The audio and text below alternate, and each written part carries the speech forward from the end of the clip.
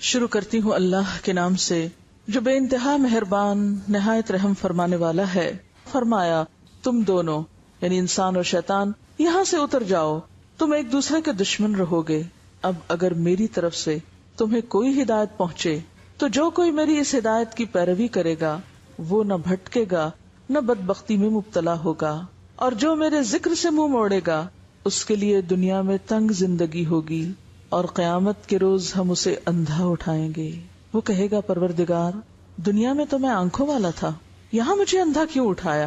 اللہ تعالیٰ فرمائے گا ہاں اسی طرح تو ہماری آیات کو جب کہ وہ تیرے پاس آئی تھی تو نے بھلا دیا تھا، اسی طرح آج تو بھلایا جا رہا ہے۔ اس طرح ہم حد سے گزرنے والے اور اپنے رب کی آیات نہ ماننے والے کو دنیا میں بدلہ دیتے ہیں، اور آخرت کا عذاب زیادہ سخت اور زیادہ دیر پا ہے۔ وَمَنْ أَعْرَضَ عَنْ ذِكْرِي، جس کسی نے بھی اعراض برتا، غفلت برتی، بے پرواہی برتی، بے نیازی اختیار کی میرے ذکر سے، میری یاد سے، تو میں اس کی سزا اس کو دنیا میں ہی دوں گا۔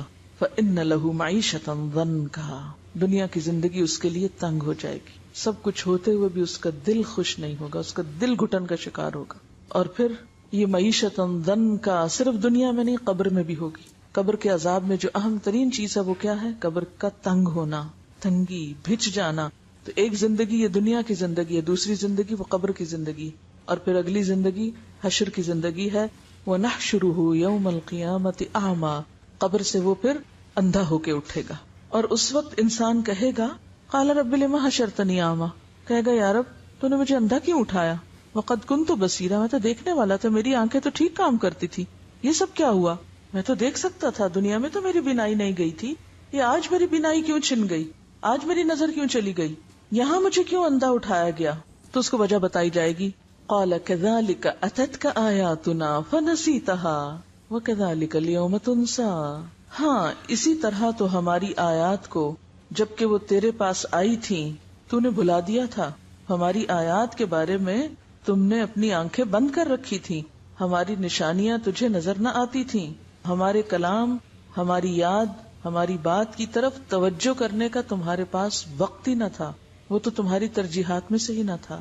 وَكَذَلِكَ الْيَوْمَ تُنْسَى، آج تمہاری سزا یہ کہ تم بھی بھلائے جا رہے ہو، تمہارا بھی کوئی پرسان حال نہیں۔ خلاصہ کیا ہے؟ وَكَذَلِكَ نَجْزِي مَنْ أَسْرَفَ، وَكَذَلِكَ نَجْزِي مَنْ أَسْرَفَ، جو بھی حد سے بڑھتا ہے ہم اس کو ایسی ہی جزا دیتے ہیں۔ وَلَمْ يُؤْمِن بِآيَاتِ رَبِّهِ، اور اپنے رب کی آیات کو مانتا نہیں ہے۔ نہ ماننے سے کیا مراد ہے؟ قبول نہیں کرتا، عمل نہیں کرتا۔ وَلَعَذَابُ الْآخِرَةِ أَشَدُّ وَأَبْقَىٰ، اور البتہ آخرت کا عذاب زیادہ شدید ہے اور زیادہ باقی رہنے والا ہے۔ کس کے مقابلے میں؟ دنیا کی معیشتاً ضنکا کے مقابلے میں۔ تو بات یہ ہے کہ کیا یہ سچی بات ہے؟ ذکر کے بغیر دنیا میں زندگی تنگ ہوتی ہے؟ کیا واقعی آپ کو معلوم، اور صرف معلوم نہیں یقین بھی ہے کہ قیامت کے دن کچھ لوگ اندھے اٹھائے جائیں گے؟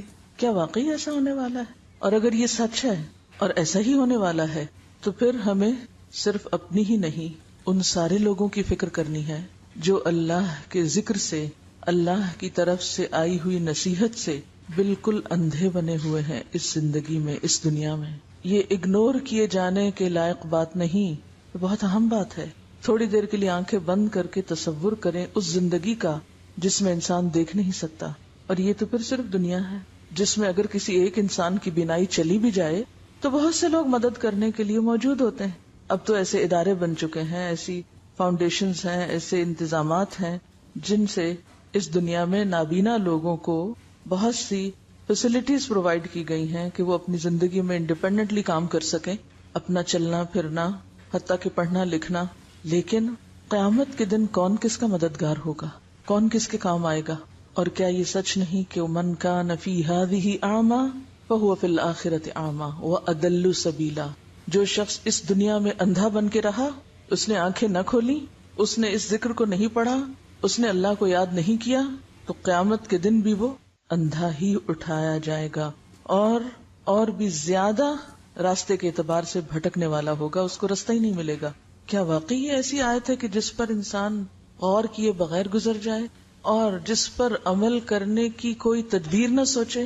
لہذا بے حد ضروری معلوم ہوتا ہے کہ ہم ان آیات کی روشنی میں ذکر کے معنی کو بھی سمجھیں اور پھر ذکر کے بارے میں جو ہمارے دین میں ہمیں تعلیمات دی گئی ہیں اس کی روشنی میں اپنے عمل اور اپنے کردار کا بھی جائزہ لیں کہ کہیں ایسا تو نہیں کہ ہم قرآن پڑھتے ہوئے بھی، ہم ذکر کرتے ہوئے بھی اللہ کو یاد ہی نہ کرتے ہوں۔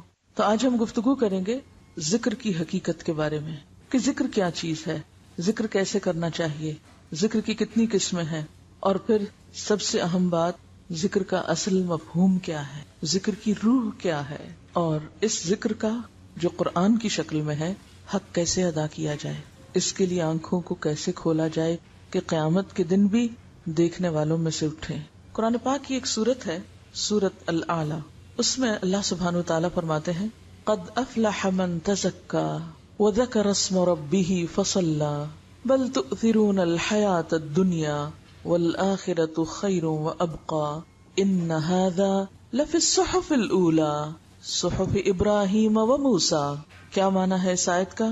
قد افلح، یقیناً فلاح پا گیا، کامیاب ہو گیا، کون؟ من تزکا، جس نے اپنا تزکیہ کر لیا، اپنے دل کا، اپنے خیالات کا، اپنے اخلاق کا، اپنی عادات کا تزکیہ کر لیا، اس میں سے قبیح چیزیں نکال پھینکی۔ وذکر اسم ربہ، اور اپنے رب کا نام یاد کرتا رہا، یعنی اپنے رب کی یاد اختیار کی، ذکر کیا۔ فصلی، پھر نماز بھی پڑھی۔ لیکن کچھ لوگوں کے پاس ان تینوں چیزوں کے لیے وقت نہیں جو کہ ان کو کامیابی کی طرف لے جانے والی ہیں۔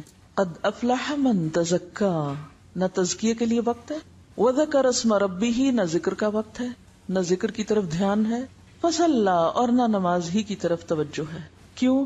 اس لیے کہ بل تؤثرون الحیات الدنیا، بلکہ تم دنیا کی زندگی کو ترجیح دیتے ہو، دنیا کی محبت کی وجہ سے تم اپنے ان فرائض کو بھولے ہوئے ہو جن پر تمہاری کامیابی کا انحصار ہے۔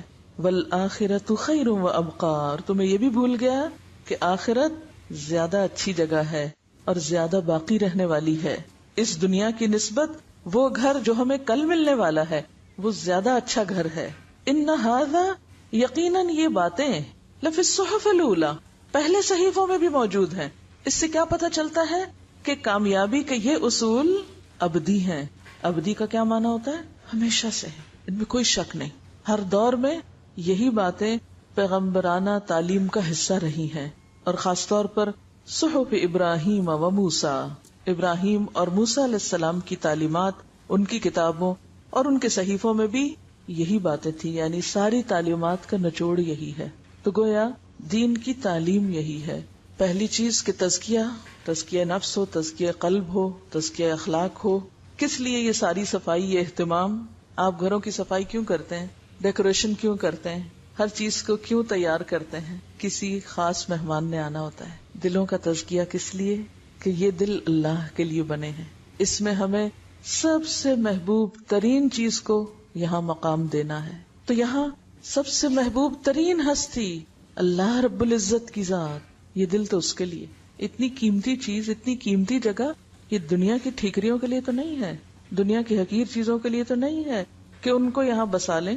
اس دل میں تو رب کی یاد ہونی چاہیے۔ جب تزکیہ ہوتا ہے اور رب دل میں آتا ہے تو پھر ہو نہیں سکتا کہ ہر دم رب کا نام اور رب کی یاد اور رب کا ذکر نہ ہو، کبھی ایک شکل میں، کبھی دوسری شکل میں، کبھی تیسری شکل میں۔ اس کی شکلیں اور صورتیں مختلف ہو سکتی ہیں، کہیں وہ ذکر نماز کی شکل میں ہوگا، کہیں وہ ذکر دل ہی دل میں ہوگا، کہیں وہ ذکر زبان پر ہوگا، کہیں وہ قرآن کی شکل میں ہوگا۔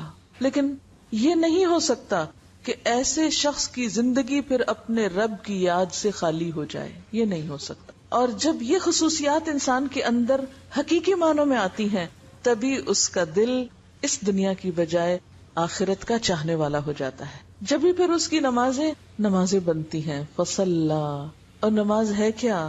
اقم الصلاۃ لذکری، نماز تو ہے ہی اللہ کی یاد کے لیے، اللہ کے ذکر کے لیے۔ ایسے لوگوں کو پھر خود بخود نماز میں لطف آنے لگتا ہے، وہ نماز کی طرف دوڑتے ہیں۔ فسعوا الی ذکر اللہ ففروا الی اللہ، پھر وہ سستی کے مارے تاخیر کر کے نماز نہیں پڑھتے جیسے منافقین پڑھتے ہیں۔ وَإِذَا قَامُوا إِلَى الصَّلَاةِ قَامُوا كُسَالَىٰ يُرَاءُونَ النَّاسَ وَلَا يَذْكُرُونَ اللَّهَ إِلَّا قَلِيلًا، پھر ان کی زندگیوں میں ایک واضح چینج نظر آتا ہے، واضح تبدیلی نظر آتی ہے۔ کہ وہ ہر چیز سے بڑھ کر پھر نماز کی فکر کرنے والے بن جاتے ہیں، کیونکہ نماز ذکر کی اعلیٰ ترین شکل ہے. اقم الصلاۃ لذکری، نماز قائم کرنے کا تو مقصد ہی اللہ کو یاد کرنا ہے. آپ این دنیا کے کاموں میں ڈوبے ہوئے ہوں، سب چھوڑ کر اللہ کے دربار میں پہنچ جاتے ہیں. یہ کس بات کا اظہار ہے؟ اللہ سے محبت کا اظہار ہے. پھر کچھ یاد نہیں رہتا، پھر کوئی چیز اہم نہیں رہتی، غم ہو یا خوشی ہو، پھر ہر حال میں انسان اپنے رب ہی کی طرف دوڑتا ہے. فسعوا الی ذکر اللہ وذروا البیع، پھر دنیا کی تجارت اور خرید و فروخت چھوڑ دیتا ہے. تو بہرحال یہ وہ بنیادی تعلیمات ہیں جو تمام پیغمبرانہ صحیفوں میں ہیں. اور تمام انبیاء کا مقصد کیا تھا آنے کا؟ کہ وہ انسانوں کو اللہ سے جوڑیں. کیونکہ ان آیات میں بھی کیا بتایا گیا؟ فَإِمَّا يَأْتِيَنَّكُم مِّنِّي هُدًى فَمَنِ اتَّبَعَ هُدَايَ. پہلے آپ دیکھیے جمع کا صیغہ استعمال کیا گیا کہ اگر تم سب کے پاس میری طرف سے ہدایت آئے، کیونکہ پیغمبر تو سب کے لیے ہوتے ہیں نا، اور خاص طور پر نبی صلی اللہ علیہ وسلم تو رحمت للعالمین ہے. یا ایھا الناس انی رسول اللہ الیکم جمیعا وما ارسلناک الا کافۃ للناس، سارے انسانوں کے لیے. لیکن پھر سارے انسانوں میں سے جب عمل کا وقت آتا ہے تو ہر ایک کے لیے دین اپنی اپنی جگہ اہم ہو جاتا ہے. فمن، تو اب یہاں اکیلے اکیلے کی بات ہے، اور اتبع بھی سنگولر ہے. فمن اتبع، تو جس نے پیروی کی. یہ نہیں کہ میرا سارا خاندان پیروی کرتا رہے اور میں نہ کروں تو مجھے کوئی فائدہ نہیں. فمن اتبع، جس نے بھی پیروی کی، ہدایا، میری ہدایت کی، فلا یضل، تو وہ بھٹکے گا نہیں، گمراہ نہیں ہوگا، ولا یشقا، اور نہ مصیبت میں پڑے گا، نہ وہ بدبخت ہوگا. پھر بات آ جاتی انڈیویجولز پر، ایک ایک کو اپنا حساب دینا ہے، تنہا، اکیلے. اور پھر آگے بھی ومن اعرض عن ذکری، جس کسی نے بھی اعراض برتا، غفلت برتی، بے پرواہی برتی، بے نیازی اختیار کی میرے ذکر سے، میری یاد سے، تو میں اس کی سزا اس کو دنیا میں ہی دوں گا. اس کی سزا کا آغاز دنیا میں ہی کر دوں گا. کیا ہوگا؟ فإن له معیشۃ ضنکا، دنیا کی زندگی اس کے لیے تنگ ہو جائے گی، وہ گھٹن کا، ڈپریشن کا، پریشانیوں کا شکار ہو جائے گا. سب کچھ ہوتے ہوئے بھی اس کا دل خوش نہیں ہوگا، اس کا دل گھٹن کا شکار ہوگا. اور پھر یہ معیشت ضنکا صرف دنیا میں نہیں، قبر میں بھی ہوگی. قبر کے عذاب میں جو اہم ترین چیز ہے وہ کیا ہے؟ قبر کا تنگ ہونا، تنگی، بھچ جانا. نبی صلی اللہ علیہ وسلم جب عذاب قبر کے بارے میں سکھا اور سمجھا رہے تھے تو آپ نے اپنے دونوں ہاتھوں کو ایک دوسرے میں ڈال کے بتایا کہ قبر پھر اتنی تنگ ہوگی کہ ایک پسلی دوسرے میں یوں گھس جائے گی. تو ایک زندگی یہ دنیا کی زندگی ہے، دوسری زندگی وہ قبر کی زندگی، اور پھر اگلی زندگی حشر کی زندگی ہے. وَنَحْشُرُهُ يَوْمَ الْقِيَامَةِ أَعْمَى، قبر سے وہ پھر اندھا ہو کے اٹھے گا. تو بات یہ ہے کہ اگر ذکر یا اللہ کی یاد ہماری کامیابی کے لیے ضروری ہے، دنیا کے سکون کے لیے بھی، کیونکہ الا بذکر اللہ تطمئن القلوب، سنو اللہ کے ذکر سے دل اطمینان پاتے ہیں. دلوں کے لیے ذکر کے علاوہ کسی اور چیز میں چین نہیں. مثلا آپ اپنی زبان کے ذائقے کے لیے مزے مزے کے کھانے کھاتے ہیں، تب زبان کو مزہ آتا ہے. اگر آپ زبان پر اچھے کھانے کی بجائے سونے کی ڈلی رکھ دیں، ہیرے کا ٹکڑا رکھ دیں، کیا ہوگا؟ زبان کو مزہ نہیں آئے گا. ناک کا لطف کس میں ہے؟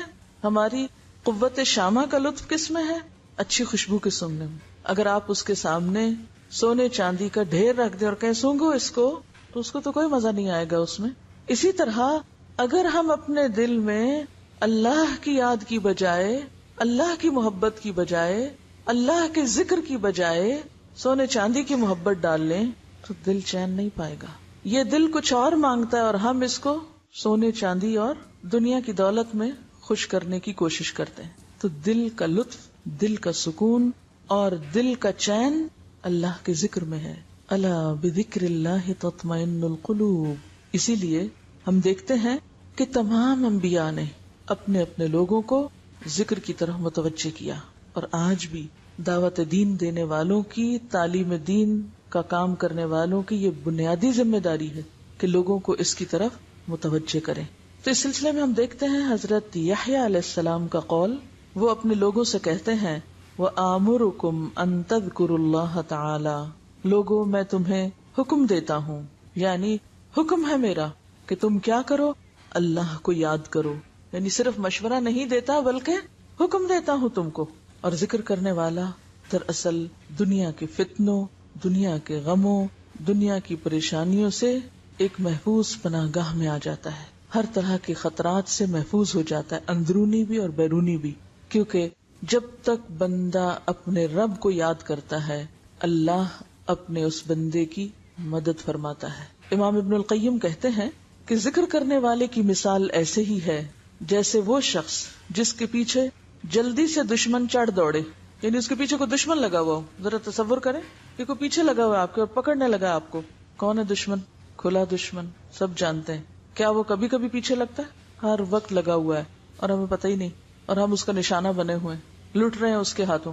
تو فرمایا کہ وہ شخص جس کے پیچھے دشمن چڑھ دوڑے اور وہ بھاگتے بھاگتے بھاگتے جلدی سے کسی مضبوط قلعے میں داخل ہو کے اپنے آپ کو بچا لے، یعنی جیسے کوئی دشمن پیچھے آتا ہے تو انسان کیا کرتا ہے؟ جلدی سے کسی قلعے میں، کسی عمارت میں بند ہوتا ہے۔ تو عموماً آپ ذرا سوچیں، خدا نخواستہ کوئی گھر میں چور آ جائے تو آپ کیا کرنے کا سوچتے ہیں؟ کبھی کبھی آپ سوچتے ہیں نا، اگر خدا نخواستہ یا چور آ گئے تو میں کیا کروں گی؟ تو آپ کا کیا جواب ہوتا ہے؟ میں جلدی سے غسل خانے میں گھس جاؤں گی اور میں کنڈی لگا لوں گی، یا کمرہ دروازہ بند کر لوں گی، میں اندر نہیں آنے دوں گی۔ ایسے بیٹھے بیٹھے سوچتے ہیں نا اپنے بچاؤ کے طریقے۔ تو بالکل اسی طرح ذکر کرنے والا ایسا ہے کہ جو اپنے دشمن سے بچاؤ کے لیے قلعے میں چلا جائے اور اس کا دروازہ بند کر دے اور دشمن باہر ہی ناکام و نامراد لوٹ جائے۔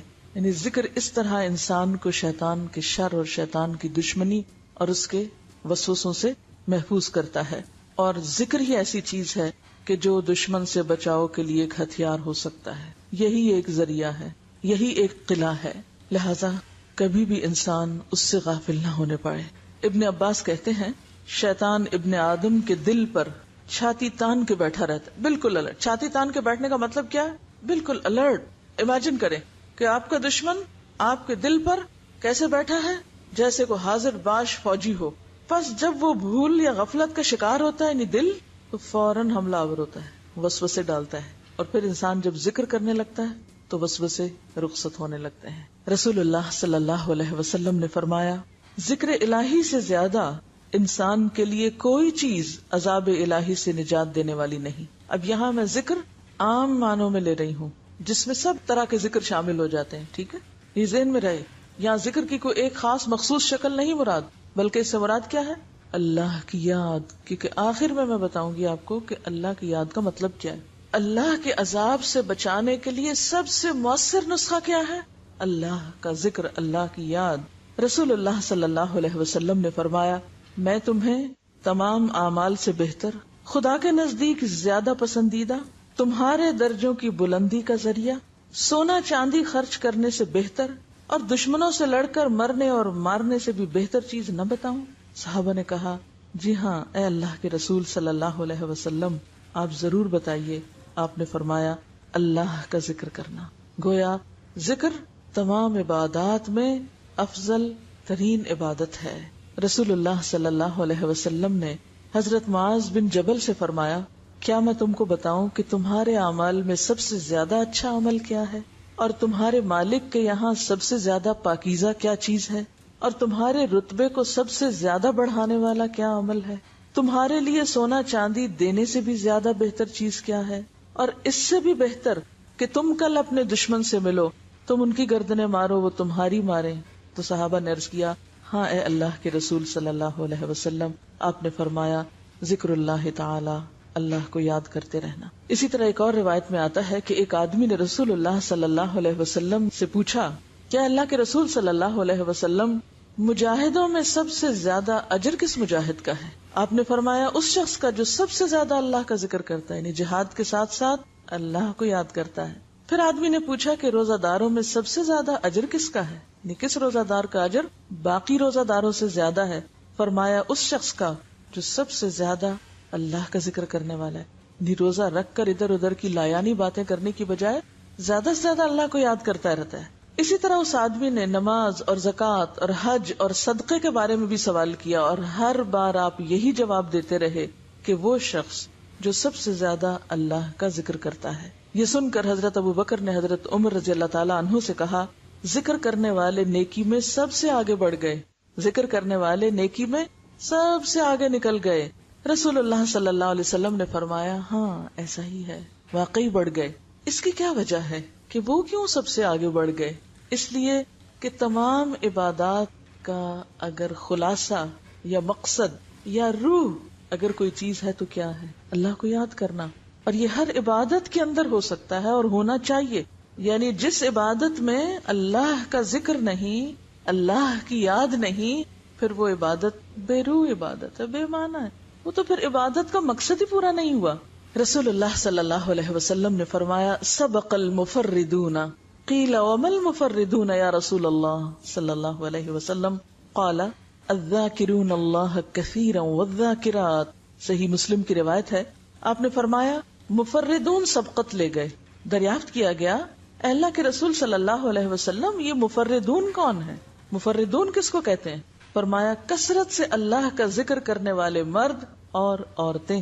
یعنی یہاں عورتوں کا بھی الگ طور پر ذکر کیا گیا، ورنہ دین کے باقی اعمال میں یا دین کی باقی جو ذمہ داریاں ان میں عورتیں بھی شامل ہیں. آپ صلی اللہ علیہ وسلم نے یہ بھی فرمایا جس مجلس میں اللہ تعالیٰ کا ذکر نہ کیا جائے اس سے جب لوگ اٹھتے ہیں تو ایسے ہوتے ہیں جیسے گدھے کے مردار سے اٹھے ہیں، اور وہ ذکر سے خالی گھڑی ان پر حسرت کا باعث رہے گی. قیامت کے دن ایسی چیزیں اور ایسی جگہیں حسرت کا ذریعہ ہوں گی، انسان ان پر پچھتائے گا اور افسوس کرے گا. رسول اللہ صلی اللہ علیہ وسلم نے فرمایا اہل مجلس جس مجلس میں نہ تو اللہ کا ذکر کریں نہ ہی پیغمبر خدا صلی اللہ علیہ وسلم پر درود بھیجیں تو وہ مجلس ان کے لیے نقص یعنی کمی اور حسرت کا باعث ہوگی. اللہ تعالیٰ چاہے تو بخش دے یا عذاب دے. یہ ترمذی کی روایت ہے. ایک اور جگہ پر آتا ہے اہل جنت جنت میں جانے کے بعد اگر کسی چیز پر حسرت کریں گے تو وہ ان کی زندگی کے وہ لمحات ہوں گے جن میں انہوں نے اللہ کا ذکر نہ کیا، یعنی فارغ لمحات جن میں وہ خدا کو یاد نہیں کرتے رہے. یعنی وہاں پہنچ جائیں گے اپنے مقام مرتبے پر، سکون امن کی زندگی ہوگی، کوئی غم نہیں، کوئی خوف نہیں، کوئی پریشانی نہیں، کوئی دکھ نہیں، کوئی مرض نہیں، بیماری نہیں، بڑھاپا نہیں، کوئی ہم نہیں، کوئی فکر نہیں، کچھ بھی نہیں. ہاں ایک حسرت، ایک خلش، ایک دکھ ضرور ہوگا، اور وہ کیا؟ کاش ہم اپنے ان لمحات کو جن میں ہم اللہ کا ذکر کر سکتے تھے اور پھر نہ کیا تو وہ ایسے کیوں گزر گئے، ہم نے وہ وقت ضائع کیوں کیا. یہ چیز اہل جنت کے لیے بھی حسرت کا باعث ہوگی. تو اس سے آپ اندازہ لگا سکتے ہیں کہ زندگی کے ایام اور مہینے اللہ کی یاد کے بغیر گزارتے چلے جانا کس قدر خسارے اور نقصان کا ذریعہ ہے، اور اس کے برعکس اللہ کو یاد کرنا، اللہ کا ذکر کرنا کتنی رحمتوں کا باعث ہے. رسول اللہ صلی اللہ علیہ وسلم نے فرمایا ذکر الہی کے لیے کوئی قوم جب اور جہاں بیٹھتی ہے تو ملائکہ ان پر گھیرا ڈال لیتے ہیں، فوراً فرشتے وہاں پہنچ جاتے ہیں، رحمت الہی کا سایہ ہو جاتا ہے، سکینت اور اطمینان نازل ہونے لگتی ہے. اللہ تعالیٰ اپنی مجلس میں ان کا تذکرہ کرنے لگ جاتے ہیں، یعنی ایسے لوگوں کا ذکر آسمان پہ ہونے لگتا ہے. ترمذی میں عبداللہ بن بسر سے مروی ہے کہ ایک آدمی نے کہا اے اللہ کے رسول صلی اللہ علیہ وسلم، خیر اور نیکی کی بہت سی چیزیں ہیں، بہت کام ہے، نیکی کی کئی قسمیں ہیں، مگر میں ان سب کو کر نہیں سکتا، یعنی میرے بس میں نہیں کہ سارے ہی نیکی کے کام کروں. شاید آپ کے دل میں بھی کبھی یہ خیال آیا ہو کہ اتنی ساری باتیں پتہ چل گئی ہیں، کیا کیا کریں گے اور کیا نہیں کریں گے. بہت کچھ کرنا بھی چاہتے ہیں لیکن اتنی زندگی نہیں، ہمت نہیں، وسائل نہیں، تو کیا کریں. تو اس شخص کو بھی یہی پریشانی لاحق ہوئی. تو عرض کیا اس لیے آپ مجھے کوئی مختصر سی بات بتا دیں کہ جسے میں کبھی نہ بھولوں، اس کو میں پکڑ کے رکھوں، اس پہ خوب جم جاؤں اور مرتے دم تک اسے قابو میں رکھوں، یعنی پکڑ کے رکھوں، بس اس کو میں کبھی نہ چھوڑوں. آپ نے فرمایا لا یزال لسانک رطبا بذکر اللہ تعالی، تمہاری زبان ہمیشہ اللہ کے ذکر سے تر رہے، بس یہ بات نہ بھولو، ہمیشہ اللہ کو یاد کرتے رہو.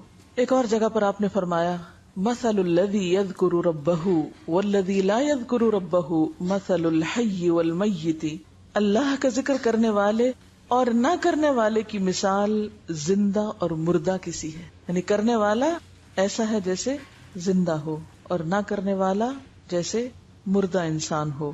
جیسا کہ قرآن پاک میں ایک اور جگہ پر آتا ہے افمن کان میتا فاحییناہ وجعلنا له نورا یمشی بہ فی الناس، کیا بھلا وہ شخص جو مردہ تھا پھر ہم نے اس کو زندگی بخشی اور اس کو ایک نور عطا کیا جس کے ساتھ وہ دنیا کے لوگوں کے بیچ میں چلتا پھرتا ہے. یہ زندگی کس سے نصیب ہوتی ہے؟ اللہ کی یاد سے. یعنی ایک شخص جو جہالت کی موت مر رہا تھا، اللہ نے اس کو علم دیا، اپنی یاد دی، اور پھر اس علم کے نور کی وجہ سے اس کو ایسی روشنی ملی کہ جس کے ساتھ اب وہ معاشرے میں جی رہا ہے. اور جب تک انسان زندہ ہوتا ہے، جب تک انسان کے پاس ہمت طاقت ہے، وہ بہت سی چیزوں کا مقابلہ کر لیتا ہے. تو گویا ذکر انسان کو مضبوط اور طاقتور بنا دیتا ہے، ایسی طاقت جو اللہ کی اطاعت کے لیے ضروری ہوتی ہے. آپ صلی اللہ علیہ وسلم سے مروی ہے، حدیث قدسی ہے، اللہ تعالیٰ فرماتے ہیں جب وہ مجھے یاد کرتا ہے تو میں اس کے پاس ہوتا ہوں. جب وہ مجھے یاد کرتا ہے میں اس کے پاس ہوتا ہوں. اگر مجھے دل میں یاد کرے تو میں اسے دل میں یاد کرتا ہوں. مجلس میں یاد کرے تو میں اسے اس سے بہتر مجلس میں اس کو یاد کرتا ہوں. میری طرف بالش بھر آئے میں ہاتھ برابر آتا ہوں، ہاتھ بھر آئے میں 2 ہاتھ برابر آتا ہوں، چل کر آئے میں دوڑ کر آتا ہوں. بخاری کی روایت ہے. آپ صلی اللہ علیہ وسلم نے یہ بھی فرمایا جنت کے باغوں سے گزرو تو وہاں کچھ کھا لیا کرو. صحابہ نے پوچھا جنت کے باغ کون سے ہیں؟ فرمایا ذکر الہی کے حلقے، ایسی مجلسوں کو جس میں اللہ کی باتیں ہوتی ہیں، اللہ کی یاد ہوتی ہے. اسے کس سے تشبیہ دی گئی؟ جنت کے باغ سے. جنت کیا ہے؟ جہاں جا کر انسان سارے غم بھول جائے. اور کیا یہ ایک حقیقت نہیں کہ جب ہم واقعی پورے دل و دماغ کے ساتھ ایسی مجلسوں میں بیٹھتے ہیں سب غم بھول جاتے ہیں، کوئی دکھ نہیں رہتا.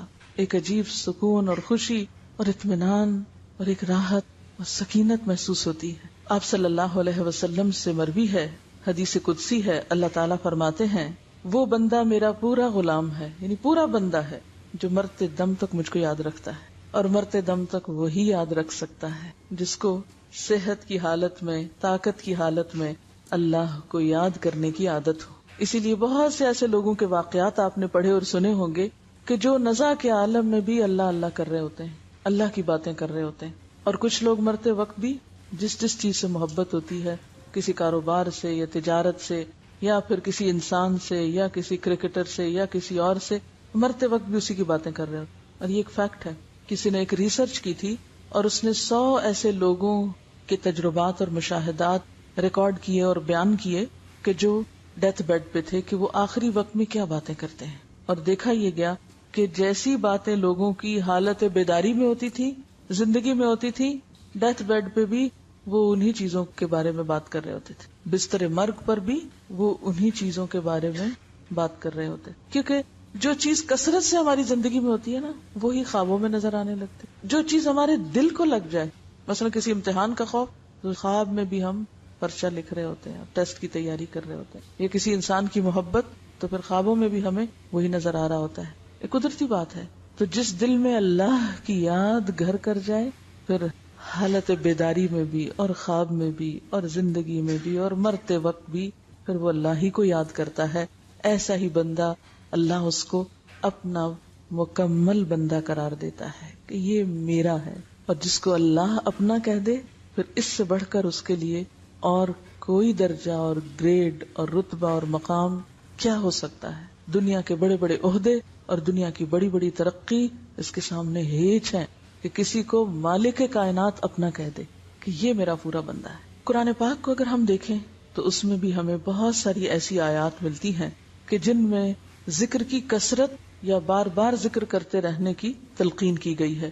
مثلا سورۃ الاحزاب میں اللہ تعالیٰ فرماتے ہیں یا ایھا الذین آمنوا اذکروا اللہ ذکرا کثیرا، اے لوگو جو ایمان لائے ہو اللہ کا ذکر کیا کرو، اللہ کو یاد کیا کرو. کتنا؟ ذکرا کثیرا، بہت بہت زیادہ، کثرت سے زیادہ. حتیٰ کہ آپ دیکھیے کہ عبادات کے بعد بھی، حج کے بعد فرمایا فَإِذَا قَضَيْتُم مَّنَاسِكَكُمْ فَاذْكُرُوا اللَّهَ كَذِكْرِكُمْ آبَاءَكُمْ أَوْ أَشَدَّ ذِكْرًا. جب احکام حج ادا کر لو تو اللہ کا ذکر اس طرح کرو جس طرح اپنے باپ دادا کا تذکرہ کرتے ہو، بلکہ اس سے بھی زیادہ ذکر. یعنی جس طرح ہم بیٹھ کے اپنے آباء و اجداد کی باتیں کرتے ہیں، قصے کہانیاں ان کو یاد کرتے ہیں جو فوت ہو گئے، جو چلے گئے، جو جدا ہو گئے، جو دور چلے گئے، جیسے ان کی باتیں کرتے ہیں بیٹھ کے اپنی مجلسوں میں، محفلوں میں، گھروں میں، اس سے زیادہ بڑھ کر کہیں بیٹھ کے اللہ کو بھی یاد کیا کرو. کیونکہ ذکر محض تنہائی میں نہیں، محض دل میں نہیں، محض ایک خاص مخصوص طریقے کا ورد نہیں، بلکہ اس کے کئی طریقے ہیں جن کا آگے ذکر آئے گا. پھر اسی طرح میدان جنگ میں سورۃ الانفال میں فرمایا یا ایھا الذین آمنوا اذا لقیتم فئۃ فاثبتوا وَاذْكُرُوا اللَّهَ كَثِيرًا لَعَلَّكُمْ تُفْلِحُونَ. اے ایمان والو، جب کفار سے مقابلہ کرو تو ثابت قدم رہو اور کثرت سے خدا کا ذکر کرو، یعنی میدان جنگ میں بھی. جیسے ایک شاعر کا شعر ہے، وَلَقَدْ ذَكَرْتُكِ وَالْخَطِّيُّ يَخْطُرُ بَيْنَنَا. ایک شاعر اپنی محبوبہ کو کہتا ہے کہ میں نے تمہیں اس وقت بھی یاد کیا تھا جب ہمارے درمیان نیزے چل رہے تھے. تو یہ مقام تو صرف اللہ کے لیے ہے کہ نیزے چل رہے ہوں، انسان میدان جنگ میں ہو، تنہائی میں ہو یا مجلس میں ہو، تو سب سے بڑھ کر اس کے دل میں اللہ ہی کی یاد ہو.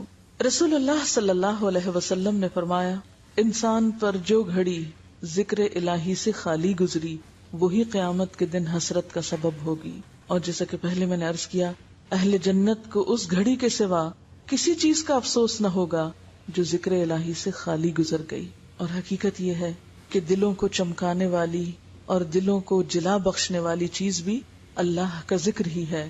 اب دیکھیے کہ نماز کے بعد اور خاص طور پر جمعے کی نماز کے بعد فرمایا، فَإِذَا قُضِيَتِ الصَّلَاةُ فَانْتَشِرُوا فِي الْأَرْضِ وَابْتَغُوا مِنْ فَضْلِ اللَّهِ وَاذْكُرُوا اللَّهَ كَثِيرًا لَعَلَّكُمْ تُفْلِحُونَ. کہ جب نماز ادا کی جا چکے تو زمین میں پھیل جاؤ. وَابْتَغُوا مِنْ فَضْلِ اللَّهِ، کام کاج کرو، تجارت کرو، کماؤ، لیکن وَاذْكُرُوا اللَّهَ كَثِيرًا، صرف مسجد میں نہیں، صرف جمعے کے وقت نہیں، مسجد سے باہر جا کر، بازار میں جا کر، کاروبار میں جا کر، دنیا میں پڑھ کر بھی کیا کرو، وَاذْكُرُوا اللَّهَ كَثِيرًا، کثرت سے اللہ کو یاد کرتے رہو. کیوں؟ لَعَلَّكُمْ تُفْلِحُونَ، تاکہ تم فلاح پاؤ، کامیاب ہو سکو.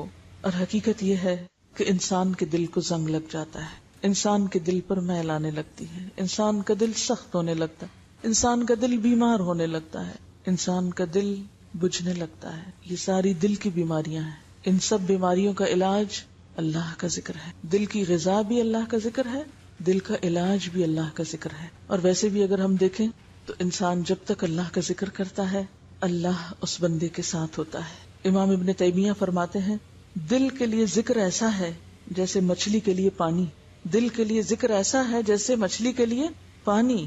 تو بتائیے کہ پانی سے جدا ہونے پر مچھلی پہ کیا گزرتی ہے، کیا گزرتی.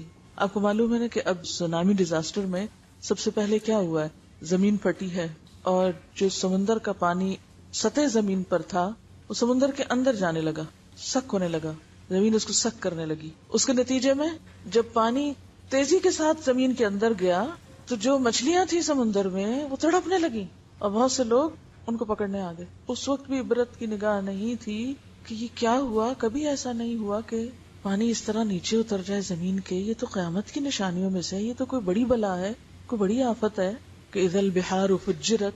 تو آپ ذرا اس نظارے کو امیجن کریں کہ پانی سمندر کا ہٹ جائے اور مچھلیاں کیا حالت ہوگی ان کی. کبھی تڑپتی مچھلیاں دیکھی؟ تو بالکل اسی طرح جو دل اللہ کا ذکر نہیں کرتے اسی طرح تڑپتے رہتے ہیں، بے چین رہتے ہیں. وہ کہتے سمجھ نہیں آتی کہ آخر کیا ہے دل میں، کیا غم ہے. سب کچھ تو ہے پھر بھی کیوں دکھی ہیں؟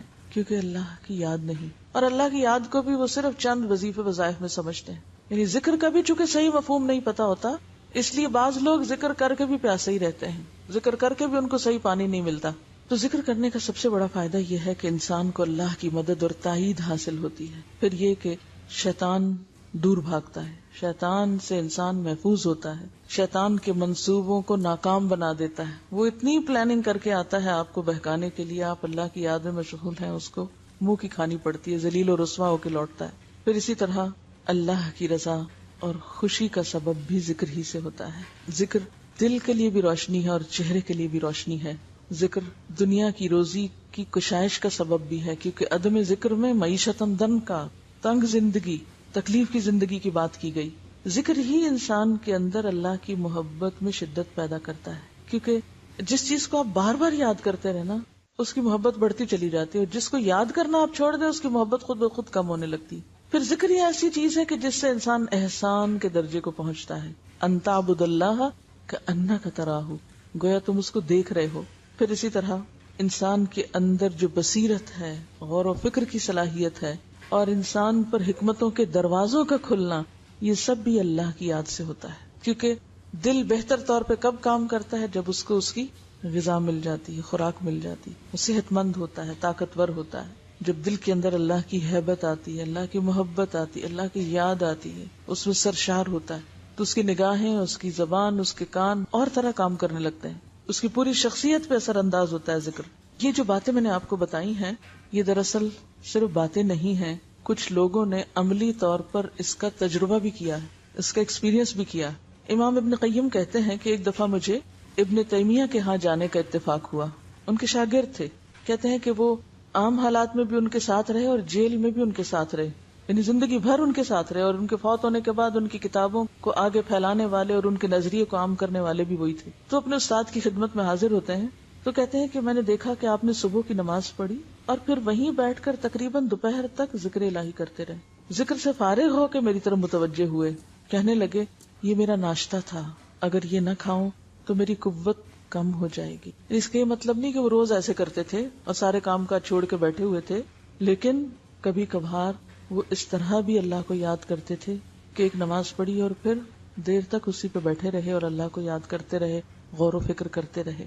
ایک دفعہ فرمایا، بعض دفعہ میں اپنے نفس کو دم دے کر، یعنی ذرا سا سکون لے کر، اس لیے قدرے آرام کر لیتا ہوں کہ دوبارہ زیادہ مستعد ہو کر ذکر کر سکوں۔ یعنی میں تو آرام بھی اس لیے کرتا ہوں کہ زیادہ بہتر کام کروں، اور فزیکلی بھی انسان اسی وقت زیادہ ایکٹیو اور نشیط ہوتا ہے جب اس کا دل بہتر طور پہ کام کرتا ہے۔ دل کا کیا کام ہے؟ پورے جسم کو، جسم کے ایک ایک بال کو، ایک ایک سیل کو خون پہنچانا، اور اگر وہ نہ پہنچے تو کیا ہوگا؟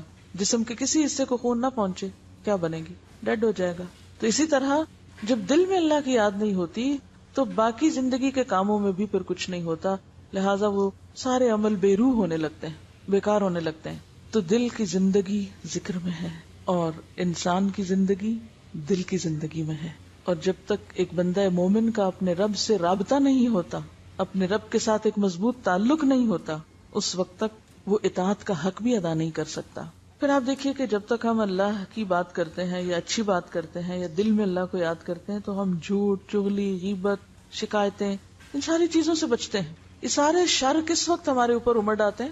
جب ہم اللہ کو بھولتے ہیں۔ کوئی شخص اللہ کو یاد رکھتے ہوئے جھوٹ نہیں بول سکتا، بول ہی نہیں سکتا، اور اگر انسان ہونے کے ناطے کمزوری سے اس کے منہ سے نکل بھی کچھ جائے فوراً پلٹے گا، کیونکہ فرقان ہے نا اندر، اور چین ہی نہیں لینے دے گا۔ اسی طرح اگر غیبت کرنے لگ جائے تو فوراً احساس ہو جائے گا، اذا مسہم طائف من الشیطان تذکروا، انہیں فوراً سمجھ آ جاتی کہ ہم کچھ غلط کر رہے ہیں، فوراً رک جائے گا۔ تو گویا ذکر سے ایک ایسی طاقت انسان کو نصیب ہوتی ہے کہ جس کی وجہ سے وہ بہت سی برائیوں سے خود بچنے لگتا ہے۔ یہ کبھی ہو سکتا ہے کوئی شخص ذکر کرے اور پھر کسی کی چیز چرا لے، بسم اللہ پڑھ کے کسی کی چیز اٹھائے؟ یہ ہو سکتا ہے؟ نہیں۔ یہ شیطانی کام کوئی کس وقت کرتا ہے؟ صرف اسی وقت جب وہ شیطان کے پورے تسلط میں ہوتا ہے اور اللہ کو بھولا ہوا ہوتا ہے، وہ دشمن کے پورے نرغے میں ہوتا ہے، پھر وہ غلط کام کی طرف جاتا ہے۔ تو جو شخص اپنے دشمن کے آگے ہار مان جائے پھر وہ کہاں سے کامیاب ہو سکتا ہے؟ تو یہ جتنی بھی ہماری زندگی میں لغویات، بےہودہ باتیں، بیکار باتیں، فضول باتیں، یہ سب اسی وجہ سے ہوتی ہیں کہ انسان اصل چیز کو بھولا ہوا ہوتا ہے، اپنے رب کی یاد سے غافل ہوتا ہے۔ جیسے قرآن پاک میں بھی آتا ہے، وَمَن يَعْشُ عَن ذِكْرِ الرَّحْمَنِ نُقَيِّضْ لَهُ شَيْطَانًا فَهُوَ لَهُ قَرِينٌ، کہ جو رحمان کے ذکر سے غفلت برتتا ہے۔ من یعشو، عشاء کا لفظ کس سے؟ جب اندھیرا چھا جائے وہی وقت ہوتا ہے۔ من یعشو عن ذکر الرحمن، رحمان کے ذکر سے اس کا دل خالی ہوتا ہے، اندھیرا ہے دل۔ نقیض لہ شیطانا، اللہ تعالیٰ خود اس شخص پہ شیطان مسلط کر دیتے ہیں۔ فہو لہ قرین، پھر وہ اس کا ساتھی بن جاتا ہے، وہ اس کا دوست بن جاتا ہے۔ فسا قرینا، کتنا بدترین دوست ہے یہ، کتنا بدترین ساتھی ہے یہ۔